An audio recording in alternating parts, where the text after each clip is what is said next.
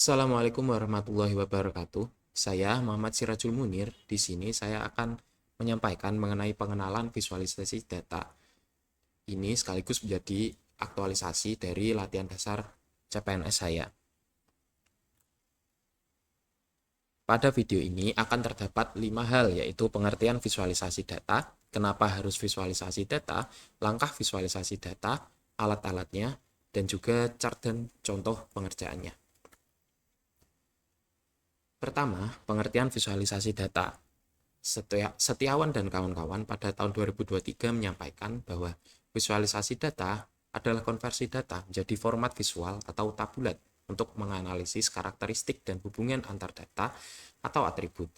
Ini adalah teknik yang tepat untuk eksploitasi data, mendeteksi pola umum, tren, outlier, dan pola tidak biasa. Data numerik sering sekali susah untuk dipahami, oleh karena itu visualisasi data digunakan untuk mempermudahnya. Selanjutnya, kenapa sih harus ada visualisasi data? Nah, menurut Zo, visualisasi data sangat penting karena gambaran umum informasi secara visual lebih mudah diidentifikasi. Hal ini memudahkan untuk melihat tren dan pola data kuantitatif. Selanjutnya adalah contohnya, di sini kita punya 4 data mentah, yang mana terdiri dari 2 variabel atau 2 sumbu yaitu X dan Y. Jika dilihat dari mata biasa saja, maka tidak akan mendapatkan sebuah insight atau sesuatu yang bisa kita dapatkan dari data mentah tersebut. Nah, dari data ini kita lihat secara statistik pun akan memiliki hasil yang sama. Lalu apa bedanya dari 4 data tersebut? Padahal memiliki dari 4 data tersebut angka-angka yang berbeda. Dari keempat data tersebut, jika divisualisasikan, maka terdapat perbedaan. Mulai dari data pertama. Data pertama memiliki data yang fluktuatif, yaitu naik turun, akan tetapi memiliki tren yang terus meningkat. Sedangkan dari data kedua, datanya memiliki pola yang tetap untuk menaik, akan tetapi memiliki pola penurunan pada akhirnya. Selanjutnya untuk data ketiga, sama memiliki tren yang meningkat, akan tetapi terdapat satu outlier data. Lalu pada data keempat, hampir mirip dengan data ketiga, akan tetapi data keempat memiliki visualisasi yang berbeda dan juga satu outlier data. Selanjutnya, terdapat langkah kerja atau workflow.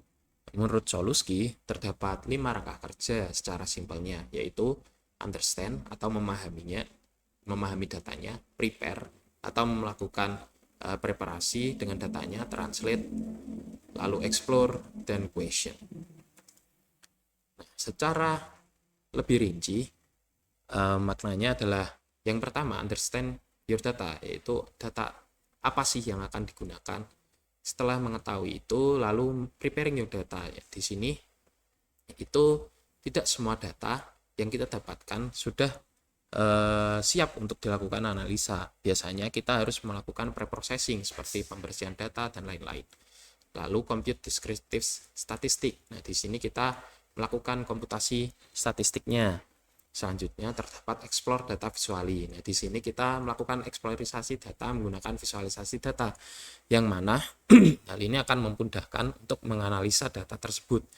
Bisa kita menggunakan chart seperti bar, scatter flow, dan lain-lain, scatter plot. Lalu ada devise the problem, challenge, and or question. Nah, di sini kita bisa memecahkan problemnya, mencari pertanyaan-pertanyaan, dan juga men-challenge data tersebut, yang mana nantinya akan menghasilkan sebuah insight atau informasi yang kita dapatkan dari datanya. Nah, beberapa tools yang bisa digunakan untuk visualisasi data adalah Power BI, yang mana Power BI mampu mengekstrak data dari berbagai sumber data. Power BI menggunakan sistem drag and drop untuk memproses datanya sehingga dapat lebih memudahkan pengguna. Lalu selanjutnya terdapat Excel. Microsoft Excel menyediakan serangkaian opsi pembuatan bagan statis yang canggih. Excel mendukung pra-pemrosesan data dan visualisasi dalam aplikasi yang sama. Selanjutnya terdapat Tableau. Tableau adalah salah satu paket perangkat lunak visualisasi data terkemuka. Perangkat lunak ini dirancang untuk berintegrasi dengan berbagai sumber data dan jenis file. Lalu ada Python. Nah, di sini Python adalah bahasa pemrograman yang kuat dengan kemampuan pembersihan data, manipulasi data yang luar biasa.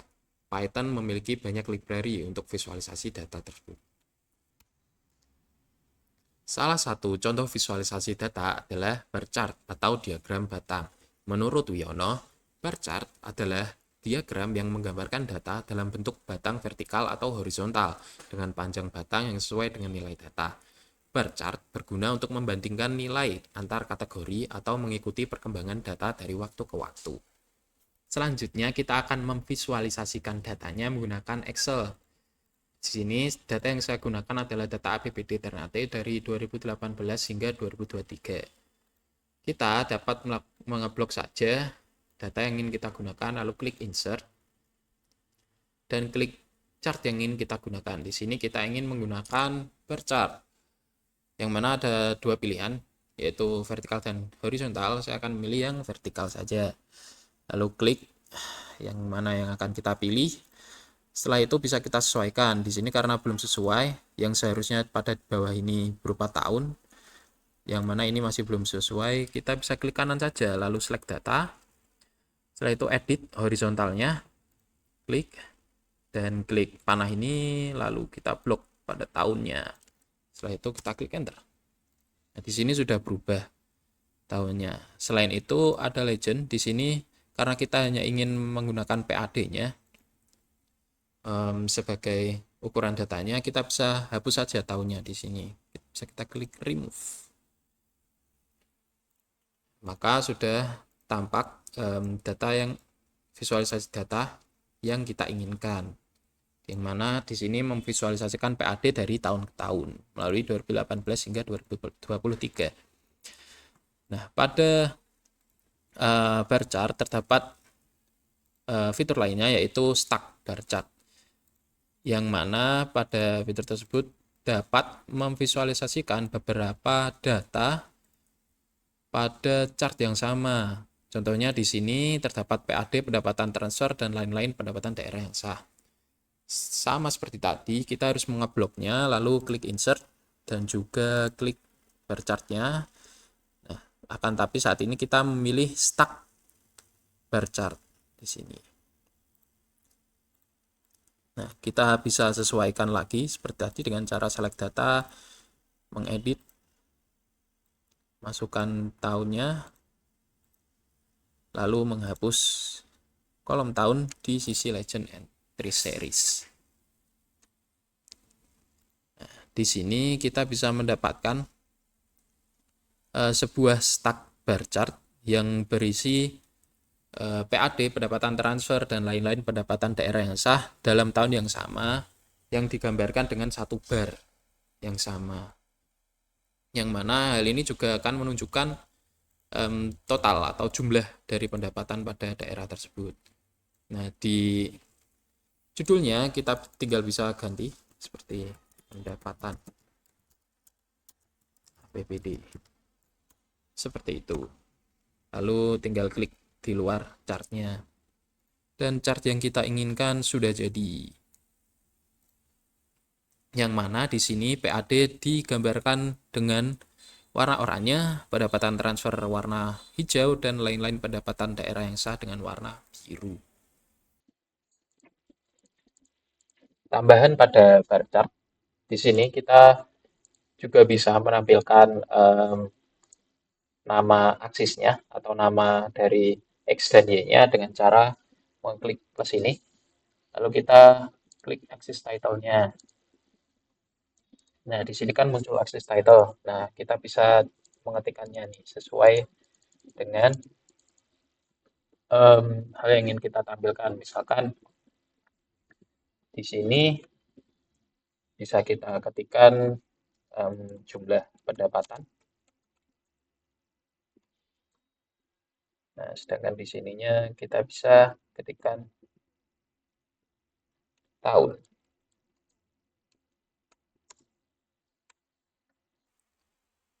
Diagram selanjutnya adalah diagram garis. Menurut Wiono, line chart atau diagram garis menggambarkan data dalam bentuk garis yang menghubungkan titik-titik data pada sumbu X dan Y. Ini sangat berguna untuk menunjukkan tren dan perubahan data seiring waktu. Selanjutnya untuk line chart, kita juga akan menggunakan Excel sebagai visualisasinya. Sama seperti tadi, kita bisa blok data yang kita inginkan untuk visualisasi, lalu kita klik insert, dan juga klik visualisasi yang kita inginkan, yang mana kali ini adalah line chart. Nah, setelah dilakukan hal tersebut, lalu kita bisa menyesuaikannya dengan select data, dan menghapus tahun, sama seperti tadi, dan juga mengedit horizontalnya dengan tahun. Saya itu klik enter dan OK. Nah, di sini kita bisa mendapatkan total pendapatan dari tahun ke tahun sama seperti tadi. Selain itu, line chart bisa menampilkan dua garis dalam chart yang sama. Contohnya, misal kita mengeblok total belanja, total pendapatan dan tahun di sini. Kita bisa menginsertkan line chart dengan dua garis. Nah, sama seperti tadi, kita bisa mengaturnya terlebih dahulu.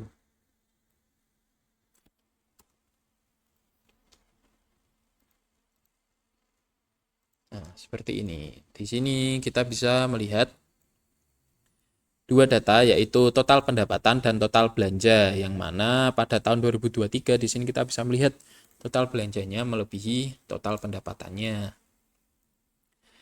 Nah, selain hal itu, dua chart bisa digabung menjadi satu. Contohnya bar chart dan line chart bisa digabung menjadi satu. Nah, untuk mencontohkannya sama seperti tadi, kita blok data yang kita inginkan, lalu kita klik yang ini, insert combo chart. Nah, di sini kita memilih bar dan line chart.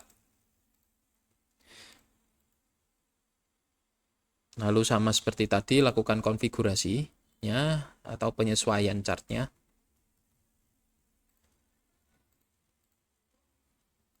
Nah, di sini kita bisa melihat terdapat kombinasi yaitu bar dan line chart, yang mana total pendapatan tergambarkan sebagai bar chart, sedangkan total belanja tergambarkan sebagai line chart. Contoh diagram berikutnya adalah area chart atau diagram area. Area chart adalah jenis visualisasi data yang digunakan untuk menggambarkan data dalam bentuk area yang diisi dengan warna di bawah sebuah kurva atau garis. Grafik ini digunakan untuk menunjukkan perubahan relatif dalam data seiring waktu atau pada berbagai kategori. Selanjutnya kita akan melakukan praktek visualisasi menggunakan Excel.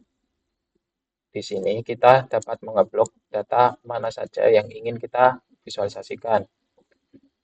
Nah, pertama kita blok data tersebut, lalu klik insert, dan juga klik pilih area chart. Ketika sudah kita pilih, lalu kita bisa konfigurasikan seperti tadi dengan mengubah garis horizontalnya menjadi tahun,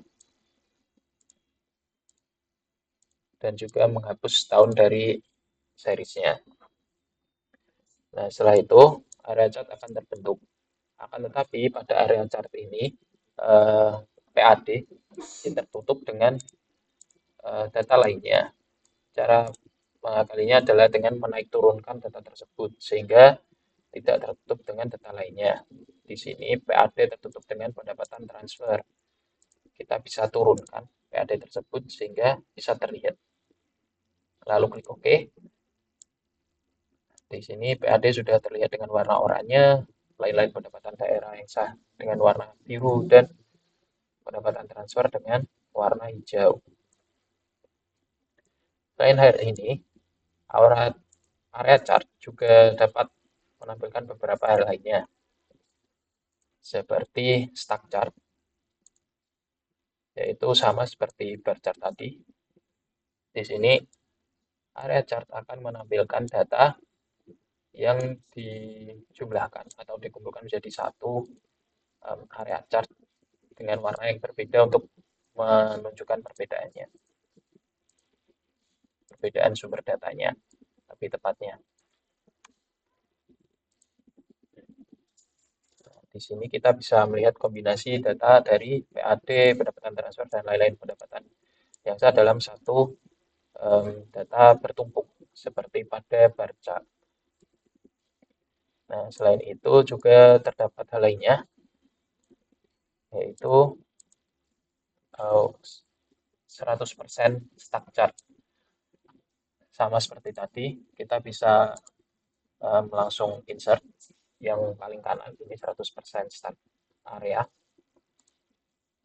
Nah, di sini yang ditampilkan adalah data yang memiliki porsi 100% dari data yang ada di Excel.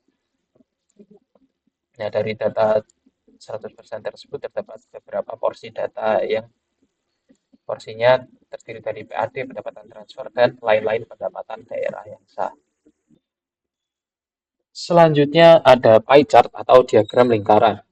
Menurut Wiono, pie chart adalah grafik lingkaran yang digunakan untuk menggambarkan komposisi relatif dari bagian-bagian yang menyusun keseluruhan.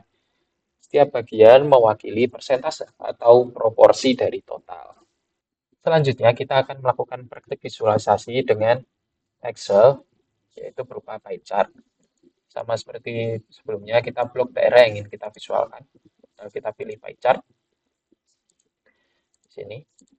Maka di sini akan menggambarkan proporsi dari data tersebut, yang mana pendapatan transfer merupakan proporsi terbesar di sini, dilanjutkan dengan lain-lain PAD, lalu dilanjutkan lagi dengan lain-lain pendapatan daerah yang sah.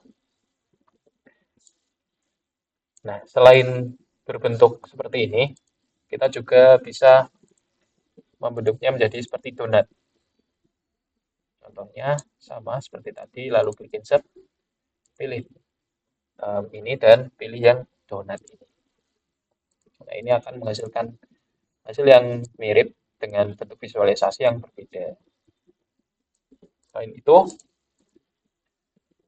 pie chart pun juga menampilkan sesuatu yang sama, yaitu berupa persentase.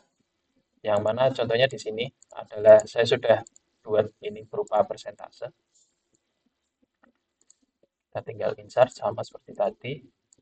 Nah, maka hasilnya juga sama, yang mana um, hal tersebut membuktikan bahwa pie chart ini menampilkan persentase atau porsi dari total data yang ingin kita visualisasikan.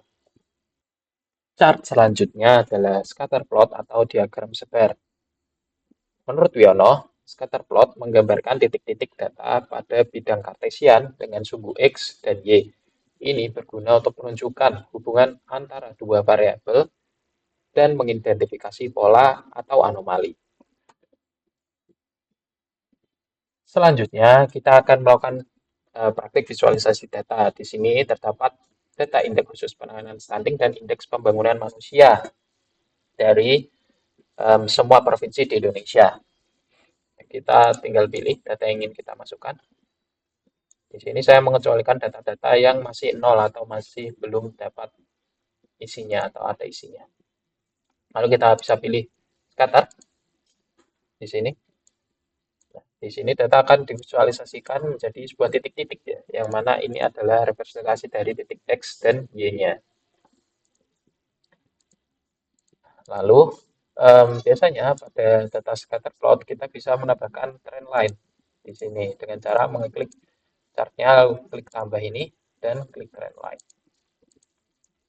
Nah, dengan menggunakan hal tersebut kita bisa melihat bahwa trennya memiliki kenaikan, yang berarti indeks pembangunan manusia dan indeks khusus penanganan stunting memiliki hubungan. Jika salah satunya meningkat, maka yang lainnya akan juga meningkat.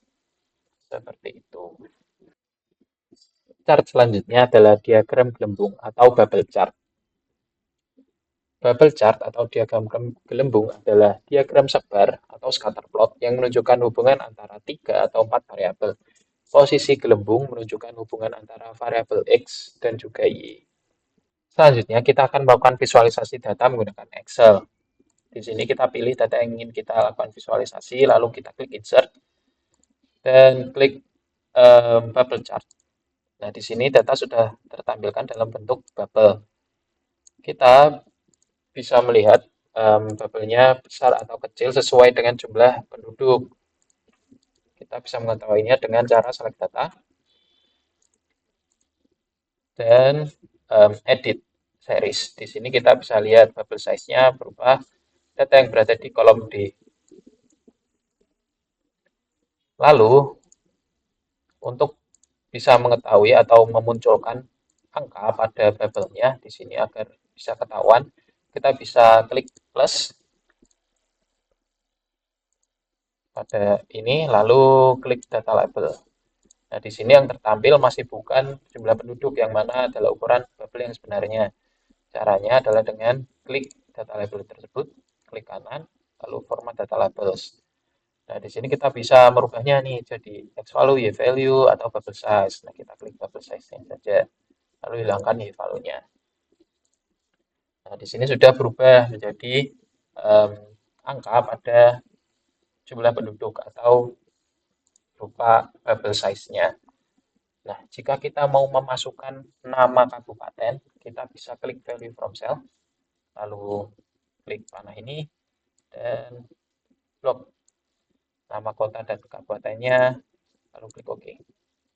Nah, di sini kita sudah ditampilkan nama kabupaten atau kotanya beserta um, data dari jumlah penduduk yang berupa bubble size-nya. Seperti itu.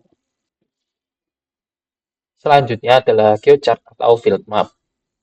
Menurut Soswolski, field map atau peta isian mengisi wilayah dengan warna, gradasi, dan kepadatan warna digunakan untuk membedakan satu wilayah dengan wilayah lainnya. Digunakan untuk membandingkan berbagai wilayah seperti benua, negara, provinsi, wilayah administrasi, kode pos, atau wilayah sensus. Selanjutnya kita akan melakukan praktik visualisasinya dengan menggunakan Excel. Nah, kita memiliki data dummy SPIP, kota-kota Jakarta, atau data palsu yang saya bikin sendiri. Nah, di sini kita bisa tinggal mengupload datanya, lalu kita insert, lalu klik maps, dan pilih field map ini. Nah, di sini kita bisa melihat datanya berupa maps dari Jakarta tersebut yang dengan warna sesuai dengan SPIP-nya. Yaitu misalkan ini di tengah adalah Jakarta Pusat dengan SPIP 5, Jakarta Utara SPIP 3, dan seterusnya. Nah, di sini adalah legend atau petunjuk dari warna berdasarkan level SPIP-nya. Kita bisa ubah dari nama seriesnya. Tinggal diklik, lalu pilih ini series name, dan memilih SPIP. Lalu tinggal klik OK. Nah, setelah itu, jika kita lihat seperti ini, maka ini akan terlalu besar gitu. Dan area plottingnya terlihat sangat kecil gitu. Nah, cara melakukan zoom-nya adalah dengan melakukan klik kanan di sini, lalu format data series. Setelah itu kita memilih map projection, pastikan pilih yang ini series option. Lalu kita pilih map area. Nah, di sini kita bisa memilihnya antara provinsi, country atau region, atau multiple countries atau world, atau only regions with data. Nah, kita akan memilih only regions with data. Nah, maka data tersebut akan ke zoom kepada daerah yang memiliki datanya saja, sehingga mapnya akan menjadi lebih besar dan tampak jelas. Nah, di sini kita juga bisa menambahkan data labelnya berupa levelnya, atau juga sama seperti tadi, kita bisa melakukan pemformatan dengan klik kanan pada data labels, format data labels, lalu kita bisa tambahkan